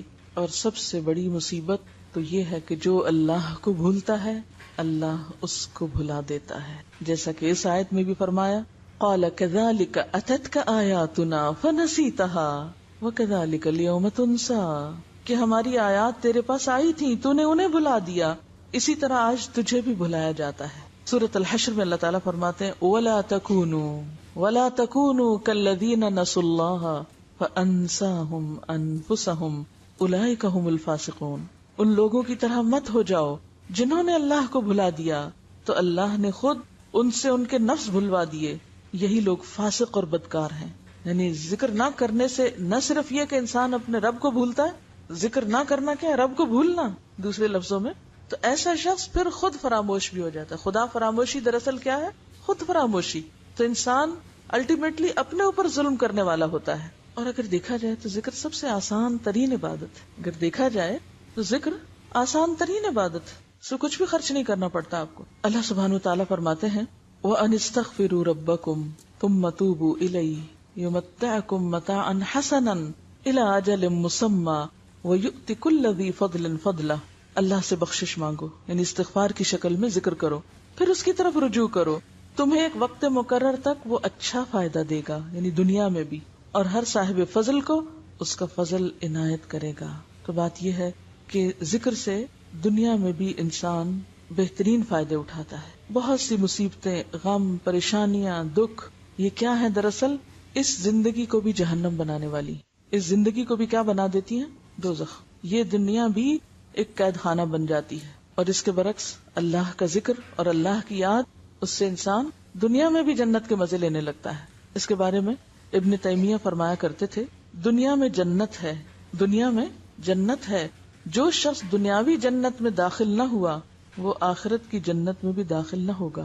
جب امام ابن تیمیہ کی بہت مخالفت شروع ہوئی، بہت ان کی دشمنی شروع ہوئی، تو کہنے لگے ابن قیم کو، اپنے شاگرد کو، دشمن میرا کیا بگاڑ لیں گے، مجھے کیا نقصان دیں گے، میری جنت تو میرے سینے میں ہے، جہاں جاؤں وہ میرے ساتھ ہوتی ہے، کبھی مجھ سے الگ نہیں ہوئی. قید و حبس میری خلوت ہے، یعنی اگر مجھے قید بھی کر دیں گے، جیل میں ڈال دیں گے، تو وہ تو مجھے تنہائی مل جائے گی، میں اپنے رب کو اور زیادہ اچھے سے یاد کر سکوں گا، جو میں لوگوں کے بیچ میں نہیں کر سکتا. قتل میرے لیے شہادت ہے، زیادہ سے زیادہ مجھے مار ڈالیں گے، شہید ہو جاؤں گا. جلاوطنی، ملک سے نکال دیں گے، وہ میرے لیے سیر و سیاحت ہے. تو میری جنت تو میرے ساتھ ہے، میرے دشمن میرا کیا نقصان کر لیں گے. یعنی جب انسان کو اللہ کی محبت حاصل ہو جاتی ہے تو پھر انسان کے سامنے کوئی تکلیف، دکھ، پریشانی رہتی نہیں ہے، کیونکہ اس کے ساتھ اس کا خدا ہوتا ہے، اس کا رب ہوتا ہے، اس کے اندر ایک سکون ہوتا ہے. جب قلعے میں قید کر دیے گئے، یعنی بالآخر وہ مخالفت اور دشمنی اور شکایتیں ان کے خلاف اتنی بڑی کہ حاکم وقت کو اسی میں عافیت نظر آئی کہ ان کو جیل میں ڈال دیا جائے. تو قلعے کے اندر فرماتے ہیں اس نعمت کے شکرانے میں، کس کو نعمت کہہ رہے ہیں؟ قید کو. اس نعمت کے شکرانے میں یہ قلعہ سونے سے بھر کر خرچ کر دینا بھی میرے نزدیک کم ہے، اور میں اس نعمت کے عوض اس قدر سونا نثار کرنے کو بھی حقیر رقم تصور کروں گا کہ ان لوگوں نے مجھے ساری دنیا سے کاٹ کر جو الگ کر دیا، تو مجھے کتنی بڑی دولت مل گئی کہ میرے لیے اپنے رب کی یاد اور آسان ہو گئی، کہ پہلے تھوڑا وقت ملتا تھا، اب زیادہ وقت ملتا ہے اپنے رب کو یاد کرنے کا. ایک اور موقع پہ فرماتے ہیں دشمنوں نے مجھے قید و بند میں ڈال کر مجھ پہ جو احسان کیا ہے اور میرے لیے خیر و بھلائی کے اسباب مہیا کر دیے ہیں، میں ان کا عوض ادا کرنے سے قاصر ہوں، میں تو اس احسان کا بدلہ نہیں چکا سکتا. کس طرح نظر بدلتی ہے ایک انسان کی اس دنیا اور اس کے غموں کے بارے میں جب حقیقت میں وہ اپنے رب کا بندہ بن جاتا ہے، اس سے جڑ جاتا ہے. اور اگر دل میں پریشانی اور غم اور دکھ ہے تو یہ نتیجہ ہے اس بات کا کہ آپ اللہ سے جڑے ہوئے نہیں ہیں، کیونکہ یہ قرآن کہتا ہے من اعرض عن ذکری فإن له معیشۃ ضنکا، جو میری یاد سے غافل ہوگا، جو بندوں پہ تکیہ کرے گا، جو انسانوں کے سہارے ڈھونڈے گا، میں پھر اس کو انہی کے حوالے کر دوں. انسان کے اوپر دکھ تکلیفیں کیوں آتی؟ جب انسان اللہ کو چھوڑ کے بندوں سے مدد چاہتا ہے، بندوں کے آگے ہاتھ پھیلاتا ہے اور بندوں کے آگے روتا ہے اور بندوں سے مانگتا ہے، اور بندے اس کی توقعات پہ پورا نہیں اترتے، پھر وہ مارا مارا پھرتا ہے. ایک دفعہ فرمانے لگے قیدی وہ نہیں جو قید ہو جائے، قیدی وہ نہیں جو قید ہو جائے، قیدی تو وہ ہے جس کا دل دنیا کی خواہشات میں قید ہو جائے، دنیا کی محبت میں قید ہو جائے. یعنی قیدی وہ نہیں ہے جو جیل میں بند کر دیا جائے، قیدی کون ہے؟ جو دنیا کی محبت میں قید ہوا پھرتا ہے، وہ اس کو چین نہیں لینے دیتی. جب انہیں قید خانے میں بھیجا گیا اور دروازہ بند کر دیا گیا تو دیوار کے اندر کی طرف آ کے کہنے لگے فَضُرِبَ بَيْنَهُمْ بِسُورٍ لَهُ بَابٌ بَاطِنُهُ فِيهِ الرَّحْمَةُ وَظَاهِرُهُ مِنْ قِبَلِهِ الْعَذَابُ. کیا معنی ہے اس کا؟ اور ان کے درمیان ایک دیوار حائل کر دی جائے گی قیامت کے دن، لہو باب، جس کا ایک دروازہ بھی ہے، باطنہ فیہ الرحمہ، اس دیوار کے اندر والے حصے میں تو رحمت ہی رحمت ہے، وظاہرہ من قبلہ العذاب، اور اس کے بیرونی حصے میں سامنے عذاب ہے. صرف سوچ کا فرق ہے. جس شخص نے اپنے رب کو پا لیا ہو، اسے اس کی معرفت ہو گئی ہو، اس نے اپنے رب کو پہچان لیا ہو، جس کو واقعی ذکر کا سلیقہ آ گیا ہو، طریقہ آ گیا ہو، تو حقیقت میں اس کے دل کو ایسی ہی راحت اور اس کی قید تنہائی اس کے لیے ایسی ہی باعث رحمت بن جاتی. ایسا ہی انسان وہ انسان ہوتا ہے جس کا نہ کوئی دشمن کچھ بگاڑ سکتا، نہ دوست بگاڑ سکتا، کوئی اس کو کچھ نقصان کر ہی نہیں سکتا. ایسا انسان انسانوں کی مخالفتوں اور دشمنیوں اور نقصانوں سے اوپر اٹھ جاتا ہے ابن قیم کہتے ہیں کہ آپ جیل کے اندر ٹھونسے ہوئے تھے، یعنی ایسا نہیں تھا کہ وہ اندر کوئی بہت بڑا کوئی لان تھا اور وہ ٹہلتے تھے، اور نہیں، ٹھونسے ہوئے تھے، اور اس قدر انتہائی تہدید اور بدتمیزی کا سلوک کیا جاتا تھا کہ بدن کانپ اٹھتا تھا. یعنی ان کے ساتھ بہت بدتمیزی سے لوگ پیش آتے تھے جیل کے. ذرا آپ اپنے آپ کو رکھ کے دیکھیں کہ کوئی آپ کو ایک جملہ کہہ دے تو آپ کا پارا کتنا ہائی ہوتا ہے، اور آپ کہاں کھڑے ہوتے ہیں، اور آپ کے دل کے اندر کی حالت کیا ہوتی ہے. اور وہاں اتنا بڑا عالم، 35 جلدوں میں ان کے فتاویٰ کبھی آپ نے دیکھے ہوں. کسی بھی اسلامی لائبریری میں جائیں، سب سے زیادہ والیوم ان کے نظر آئیں گے آپ کو، اتنی کتابیں لکھی. اس پائے کا عالم اور ایک معمولی سا انسان اٹھ کے اس کے ساتھ بدتمیزی کا سلوک کرے. چونکہ دل میں ذاتی بڑائی نہیں نا، اللہ ہی کی بڑائی، اس لیے کوئی پرواہ نہیں کہ کوئی کیا سلوک کر رہا ہے میرے ساتھ. ان کے شاگرد کہتے ہیں کہ ایسا سلوک کیا جاتا تھا کہ بدن کانپ اٹھتا. اس کے باوجود سارے لوگوں سے زیادہ طیب العیش تھے، یعنی خوش رہا کرتے تھے. سب سے زیادہ منشرح الصدر، ان کا سینہ کھلا ہوتا تھا، دل کے اندر کوئی گھٹن نہیں. سب سے زیادہ مضبوط دل والے، تمام لوگوں سے زیادہ خوش دل نظر آتے کہ نعمت اور زندگی کی تازگی اور رونق کے آثار ان کے چہرے پہ نمایاں دکھائی دیتے. یعنی وہ رونق صرف باہر نہیں، جب جیل میں گئے تب بھی ان کا چہرہ تر و تازہ تھا، وہاں بھی خوش نظر آتے تھے، مسکراتے ہوئے نظر آتے تھے. اچھا ہمارا حال کیا ہوتا ہے؟ 2 جملے کوئی غم کے سن لیں، کوئی پریشانی کی خبر سن لیں، جا کے پہلے شیشے میں ذرا شکل دیکھا کریں. شکلیں ہماری دیکھنے والی ہوتی ہیں اس وقت. اور یہاں حال کیا ہے کہ انتہا درجے کی بدسلوکی اور بدتمیزی کے باوجود بھی انتہائی خوش ہیں. خطرات اور وحشت کی گھٹائیں ہم پہ چھا جاتی. شاگرد کہتے ہیں کہ ہمارے اوپر ایسے ایسے خوف اور ایک پریشانی کے، دکھ کے اور غم کے اثرات ہوتے، چاروں طرف سے ہم خطرناک حالات میں گھر کر دل چھوڑ بیٹھتے، مایوس ہونے لگتے. طرح طرح کی بدگمانیوں کا ہمارے دل میں تانتا بچ جاتا. اور جب ہم گھبرا کے ان کے پاس آتے، آپ کو دیکھتے، آپ کی باتیں سنتے، ہماری ساری وحشتیں دور ہو جاتی. وہ ہونا تو یہ چاہیے نا کہ سب کی پریشانیاں سن کے وہ بھی پریشان ہو کے بیٹھ جائیں، لیکن نہیں، پریشان حال لوگ آتے اور ان سب کی پریشانیاں دور ہو جاتی جب وہ ان کی بات سنتے، سب کے خوف دور ہو جاتے. وہ کہتے ہیں کہ ہماری بدگمانیاں رفع ہو جاتی، ہماری کایا پلٹ جاتی، دل کی تنگی کشادگی میں بدل جاتی، کمزوری طاقت میں بدل جاتی، گمان یقین میں بدل جاتے، گھبراہٹ اطمینان میں بدل جاتی. یعنی جب ہم ان کی مجلس سے اٹھتے تھے تو ہماری یہ کیفیت ہوتی تھی. ہمیں یاد ہی نہ رہتا کہ ہم کسی پریشانی میں آئے تھے. اور یہ کس کے پاس ہوتا ہے؟ جس نے خود ان ساری چیزوں کا ایکسپیرینس کیا ہو. کیونکہ آپ جس مجلس میں بیٹھتے ہیں، جس شخص کے پاس بیٹھتے ہیں، آپ ویسے ہی محسوس کرنے لگتے ہیں. جس کا اپنا دل نہ کھلا وہ دوسروں کا دل نہیں کھول سکتا. جس کے اپنے اندر خوشی نہ وہ خوشیاں بانٹ ہی نہیں سکتا. کیونکہ مایوس اور غمگین لوگ صرف مایوسیاں بانٹتے ہیں، صرف نفرتیں پھیلاتے ہیں، صرف ایک نیگیٹیوٹی عام کرتے ہیں، بدگمانیاں عام کرتے ہیں، وہ دلوں کو جہنم بناتے ہیں. اور صرف امام ابن تیمیہ ہی نہیں، اور بھی ائمہ کرام ہیں، اور بھی بزرگ ہیں. امام احمد بن حنبل بھی انہی میں شامل ہیں. ان کے بارے میں آتا ہے، امام احمد بن حنبل کہتے ہیں، اگر بادشاہوں اور شہزادوں کو ہماری حالت کا صحیح پتا چل جائے، ہمارے دل کی حالت وہ دیکھ لیں، تو وہ تلواروں سے لڑ کر بھی ہم سے یہ دولت چھیننے کو تیار ہو جائیں. یعنی جتنا سکون اور اطمینان ہمارے اندر ہے، کیونکہ ان پر بھی بڑی سخت آزمائشیں آئی تھی، فتنہ خلق قرآن، کہ اس کی پاداش میں کس طرح ان پر کوڑے برسائے گئے اور کس طرح ان کو بازار میں ذلیل و رسوا کیا گیا، لیکن اس کے باوجود وہ مطمئن تھے، خوش تھے. کہتے ہیں کہ اگر ہاتھی پر بھی وہ کوڑے برستے تو تڑپ اٹھتا جتنے کوڑے ان پہ برسائے گئے. اتنی تکلیف اٹھانے کی ہمت کہاں سے آئی؟ یہ طاقت کہاں سے آئی؟ اسی اللہ کی یاد سے آئی. ایک اور بزرگ کہتے ہیں، بیچارے دنیا کے مسکین دنیا بھی چھوڑ گئے اور دنیا کی بہترین چیز کی لذت اور ذائقہ سے بھی بہرہ نہ ہو سکے. کسی نے دریافت کیا وہ بہترین چیز کیا ہے جو دنیا کی محبت میں پڑے ہوئے لوگوں کو پتہ ہی نہیں؟ فرمایا اللہ کی محبت اور اللہ کی معرفت اور اللہ کی یاد. جس نے اس کا مزہ ہی نہیں چکھا، جس نے یہ لطف پایا ہی نہیں، وہ مسکین ہے. اس نے دنیا سے کچھ بھی نہیں پایا، وہ تو خالی ہاتھ گیا.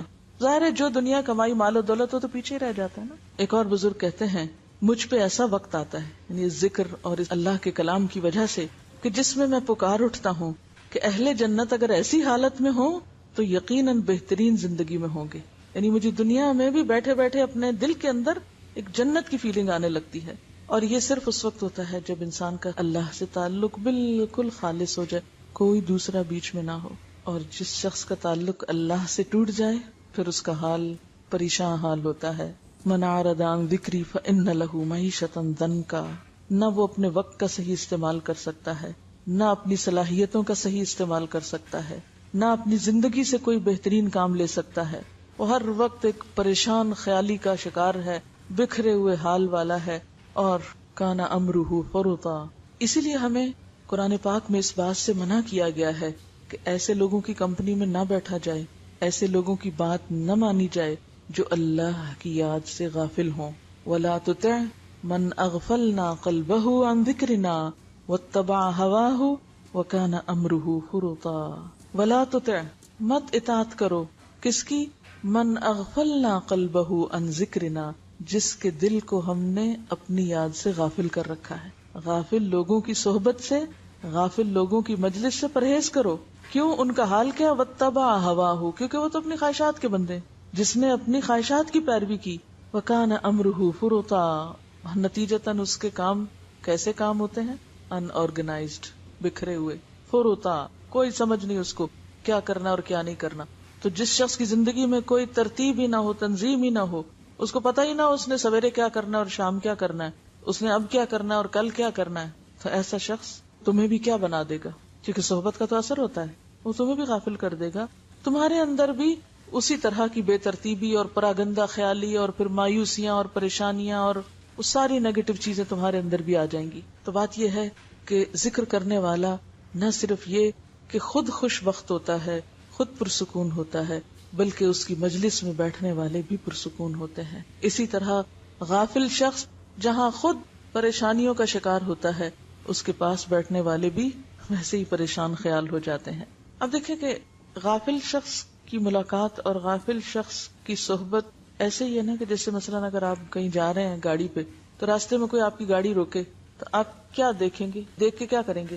یہ کیوں روک رہا ہے؟ یا تو کوئی دوست ہوگا یا پھر اجنبی ہوگا. اگر اجنبی ہو اور آپ کو روک رہا ہو راستے میں تو آپ کہیں گے اچھا وہ بیٹھ جاؤ، کوئی پتہ نہیں کون ہے، دشمن ہے، ڈاکو ہے، چور ہے کون نہیں، اس سے خطرہ ہوتا ہے. تو بالکل اسی طرح جب آپ ایسے لوگوں کی مجلسوں میں بیٹھتے ہیں جو اللہ سے غافل ہیں، اللہ کی معرفت نہیں ان کو، تو زیادہ دیر جب آپ ان کی کمپنی میں گزارتے ہیں تو نتیجہ کیا ہوتا ہے؟ جو آپ کے دل میں بھی خیر ہوتی ہے وہ بھی چھن جاتی. ایک مرتبہ مولانا رومی سے کسی شخص نے دریافت کیا کہ دنیا کی مثال کیسی ہے. مولانا نے جواب میں نہایت خوبصورتی کے ساتھ دنیا کی مثال بیان کی. مولانا نے فرمایا، دنیا کی مثال ایک جنگل کی سی ہے جس میں انسان چلا جا رہا ہے کہ اچانک ایک شیر نمودار ہوتا ہے اور مسلسل اس کا تعاقب کرنے لگتا ہے، یعنی شیر پیچھے آنے لگتا ہے اس کے. انسان اس کے خوف سے بھاگتا چلا جاتا ہے کہ اچانک سامنے گڑھا آ جاتا ہے جس میں اژدہا ڈسنے کے لیے تیار بیٹھا ہے. وہ شیر اور اژدہے کے خوف سے، اژدہا کس کو کہتے ہیں؟ سانپ کے ڈر سے ادھر ادھر دیکھتا ہے. اسے ایک درخت کی ٹہنی نظر آتی ہے جس پہ وہ چڑھ جاتا ہے، لیکن جب نیچے نظر ڈالتا ہے تو دو چوہے، ایک کالا اور ایک سفید، مسلسل درخت کی جڑیں کاٹتے دکھائی دیتے ہیں. ان تمام خطروں سے فکر مند جب اوپر کو جاتا ہے تو شہد کا ایک چھتا دکھائی دیتا ہے. یعنی ابھی یہ فکریں ختم نہیں، ایک طرف شیر ہے، ایک طرف سانپ بیٹھا ہوا اور چوہے درخت کاٹ رہے ہیں، تو کہتا ہے اچھا میں ذرا اور اوپر چڑھ جاؤں، تو آگے کیا ہے؟ مکھیوں کا چھتا. وہ انسان ان تمام مصیبتوں سے بے خبر ہو کر اس شہد کے چھتے سے لطف اندوز ہونے لگتا ہے. ایسے میں اچانک درخت کی جڑیں کٹ جاتی ہیں اور انسان نیچے گر جاتا ہے، جہاں شیر اسے چیر پھاڑ کر گڑھے میں ڈال دیتا ہے اور اژدہا اس پہ مسلط ہو جاتا ہے. اس مثال میں جنگل دنیا ہے جس میں انسان چلا جا رہا ہے. موت شیر کی طرح ہے جو انسان کے پیچھے پیچھے ہر وقت. اگڑھا قبر ہے جس میں اژدہا عذاب قبر ہے.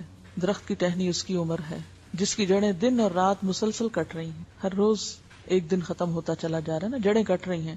اور شہد کا چھتا دنیا کی وہ عارضی لذت ہے جس میں انسان ایسا مست ہے کہ چاروں طرف سے خطرات میں گھرا ہوا ہے، اس کے باوجود اسے آخرت کا ہوش نہیں. کیونکہ آخرت کا ہوش نہیں، اس لیے پھر ارادے بھی متزلزل ہے، ایفرٹ بھی نہیں. جس کو موت یاد ہو وہ تو بھاگے گا، وہ سو سکتا ہے، وہ رک سکتا ہے، وہ سستی کر سکتا ہے. جس کو آگے گڑھا نظر آتا ہو وہ اسے بچاؤ کا سوچے گا. تو بچنا کہاں ہے؟ کس نے بچنا؟ بچاؤ ایک ہی ہے. وَأَعُوذُ بِكَ مِنْكَ، پناہ ایک ہی ذات میں ہے، اور اسی کو ہم نے اپنے سامنے نہیں رکھا ہوا، اسی کو بھولے ہوئے. اور ذکر کیا ہے؟ اسی کی یاد، کہ اس کو بھول کر کوئی کامیابی نہیں پا سکتا. ساری ارادے کی کمزوریاں ہیں اس لیے کہ ہمیں اپنی حقیقت بھولی ہوئی ہے، دنیا کی زندگی کے دھوکے میں مبتلا ہے. اگر پتا ہو کہ ان سارے خطروں سے نکل کر پناہ کی جگہ ایک ہی ہے تو ہماری ساری کوششیں کس کی طرف لگ جائیں گی؟ اسی طرف دوڑ میں لگ جائیں گی. یعنی شیر سے ڈرنے والے کے ارادے میں کمزوری آئے گی جب تک کہ اس کو وہ کسی درخت میں نہ چڑھ بیٹھے. اگر آپ کو پتا ہو پیچھے کچھ لگا ہوا ہے، آپ چین سے نہیں بیٹھ سکتے. آپ کی رفتار میں کمزوری نہیں آ سکتی کہ اگر بیٹھ گئے تو کیا ہوگا. آپ نے دیکھا کہ جو مزدور بےچارے روز کا کما کے روز کا کھاتے ہیں نا، کبھی بیمار بھی ہوں تو نکل آتے ہیں. کیوں؟ دکان بند نہیں کرتے یا مزدوری نہیں چھوڑتے. کیوں؟ پتا ہے کہ اگر نہیں کمایا تو بھوکے مریں گے، پیٹ کہاں سے بھریں گے. تو وہ بھوک کی جو تڑپ ہے اور ضرورت ہے، ضرورت کا احساس ہے نا، وہ ضرورت جو ہے وہ انہیں بیماری کے باوجود کھڑا رکھتی ہے، یہ گزارا جو نہیں. ہمیں آخرت میں جنت کی، اللہ کی رضا کی ضرورت ہی نہیں محسوس ہوتی، لہٰذا ہم ہر تھوڑی دیر بعد بیٹھ جاتے ہیں، آرام کرنے لگتے ہیں. اب آپ دیکھیے ذکر کی کون کون سی قسمیں ہیں، ذکر میں کیا کیا چیزیں شامل ہیں، اور ان میں سے بہترین ذکر کیا ہے. سب سے پہلی بات تو یہ کہ ذکر کی 5 قسمیں ہیں. ذکر کی 5 قسمیں ہیں. نمبر 1، دل اور زبان دونوں سے ذکر، نہیں دل میں بھی اللہ کی یاد ہے، زبان پر بھی ہے. نمبر 2، صرف دل سے، نہیں زبان نہیں ہل رہی، بس دل میں اللہ کی یاد اور محبت ہے. نمبر 3، کبھی دل میں کچھ نہیں اور صرف زبان سے. تو ان تینوں میں سے افضل کون سا ہے جس میں دل اور زبان دونوں شامل ہو. اب آپ دیکھیے کہ جو آپ زبان سے کرتے ہیں، خواہ دل شامل ہے یا نہیں، اس کی پھر آگے 2 قسمیں، ایک تنہائی میں اپنے ہی اندر، اور ایک دوسرے لوگوں کے ساتھ کسی مجلس میں.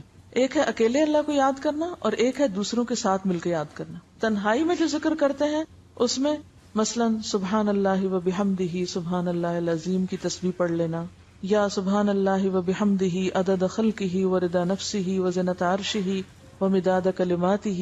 یہ کیا ہے؟ اللہ کی تسبیح، حمد و ثنا. بہترین پھر ذکر کیا ہے جو تنہائی میں آپ کریں جس میں اللہ کی حمد و ثنا ہو.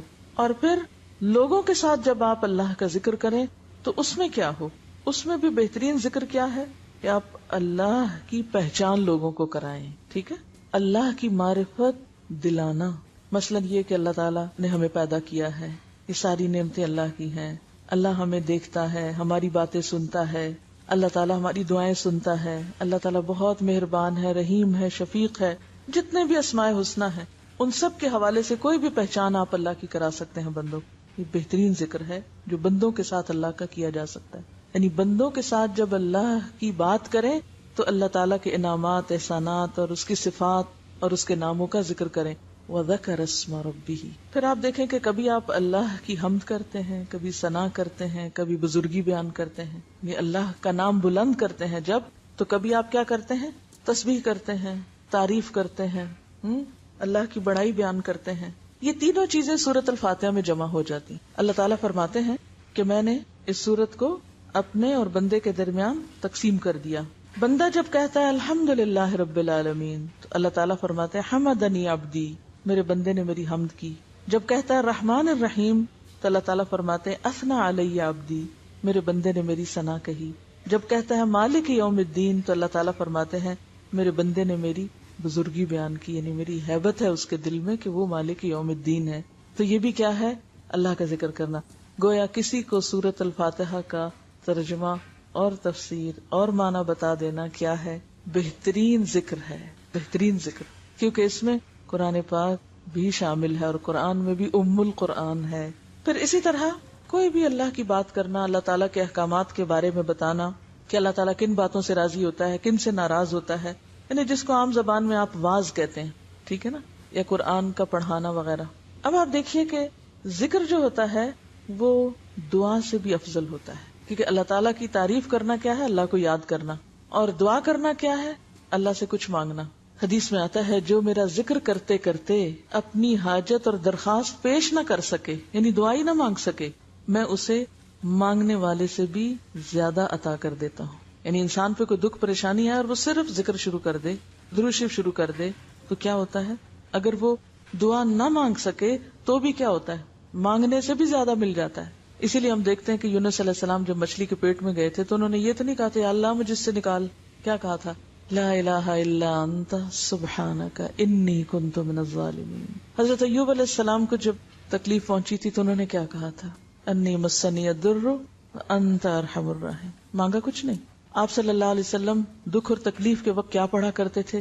لا الہ الا اللہ العظیم الحلیم، لا الہ الا اللہ رب العرش العظیم، لا الہ الا اللہ رب السماوات و رب الارض و رب العرش الکریم. اور اس میں کیا ہے؟ کچھ نہیں مانگا، صرف اللہ کو یاد کیا ہے. آپ صلی اللہ علیہ وسلم نے ایک شخص کو دعا کرتے ہوئے سنا اللہم انی اسألک بانی اشہد انک انت اللہ لا الہ الا انت الاحد الصمد الذی لم یلد ولم یولد ولم یکن لہ کفوا احد. تو آپ نے فرمایا اللہ کی قسم جس کے ہاتھ میں میری جان ہے، اس شخص نے اللہ تعالیٰ کے ایسے نام کے ساتھ، ایسے اسم اعظم کے ساتھ دعا کی ہے جس کے ذریعے اگر دعا کی جائے تو قبول ہو جائے، سوال کیا جائے تو پورا کر دیا جائے. تو اس میں کیا ہے؟ مانگا کچھ بھی نہیں، بس یہ کہ اللہ اس لیے تجھ سے مانگتا ہوں کیونکہ تو ایک ہے، تیرے سوا کوئی الہ نہیں، تو اکیلا ہے، بے نیاز ہے، لم یلد ولم یولد ولم یکن لہ کفوا احد.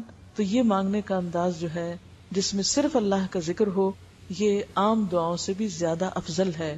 حضرت انس سے مروی ہے کہ وہ آپ صلی اللہ علیہ وسلم کے ہاں بیٹھے ہوئے تھے.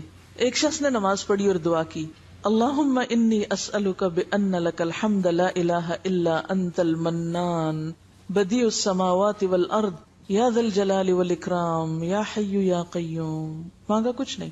تو آپ صلی اللہ علیہ وسلم نے فرمایا اس نے اللہ کو ایسے اسم اعظم سے پکار لیا ہے جس کے ساتھ دعا کی جائے تو وہ قبول فرماتا ہے، سوال کیا جائے تو پورا کرتا ہے. وَذَكَرَ اسْمَ رَبِّهِ، پھر آ گئی نا وہی بات، اللہ کے اسماء الحسنى کے ساتھ مانگنا. وَلِلَّهِ الْأَسْمَاءُ الْحُسْنَى فَادْعُوهُ بِهَا، اللہ کے لیے ہیں اچھے اچھے نام، اسے ان ناموں کے ساتھ پکارو. اب آپ دیکھیے، ایک ہے ذکر کرنا، ایک ہے دعا مانگنا. اب دعا سے افضل بھی ایک چیز ہے اور وہ ہے قرآن کا پڑھنا. تلاوت قرآن ذکر سے اور ذکر دعا سے افضل ہے. تو قرآن کا پڑھنا سوائے رکوع اور سجدے کے، کیونکہ اس میں منع کیا گیا ہے. ابن عباس سے مروی ہے کہ آپ نے مرض الوفات میں پردہ اٹھا کر دیکھا تو لوگ حضرت ابوبکر کے پیچھے صفیں بنا کر کھڑے تھے. آپ نے فرمایا لوگوں، مبشرات نبوت میں سے اب صرف اچھے خواب باقی ہیں جنہیں کوئی مسلمان دیکھتا ہے یا اسے دکھائے جاتے ہیں. خبردار، رکوع اور سجود میں قرآن پڑھنا منع ہے، اس میں صرف تسبیح ہوتی ہے. رکوع میں اللہ عز و جل کی عظمت و کبریائی بیان کرو اور سجدہ میں دعا کی کوشش کیا کرو، کیونکہ ایسی صورت قبولیت کے لیے زیادہ بہتر ہے، یعنی سجدے میں زیادہ دعا قبول ہوتی ہے. احمد، مسلم اور نسائی کی روایت ہے. اتل ما اوحی الیک من الکتاب واقم الصلاۃ ان الصلاۃ تنہی عن الفحشاء والمنکر ولذکر اللہ اکبر واللہ یعلم ما تصنعون. اتلو، تلاوت کیجئے، ما اوحی الیک من الکتاب، کتاب میں سے جو بھی آپ کی طرف وحی کیا گیا ہے، واقم الصلاۃ، اور نماز قائم کیجئے، ان الصلاۃ تنہی عن الفحشاء والمنکر، کیونکہ نماز تو بے حیائی اور برائی سے روکتی ہے اور اللہ کا ذکر سب سے بڑی چیز ہے. یعنی تلاوت میں اور نماز میں بھی اصل چیز کیا ہے؟ اللہ کی یاد. یا دوسرا معنی یہ بھی کیا جاتا ہے کہ نماز اللہ کے ذکر کی سب سے بڑی قسم ہے اور اللہ کو پتا ہے جو تم کرتے ہو. اس لیے محض تلاوت قرآن سے بھی افضل چیز کیا ہے؟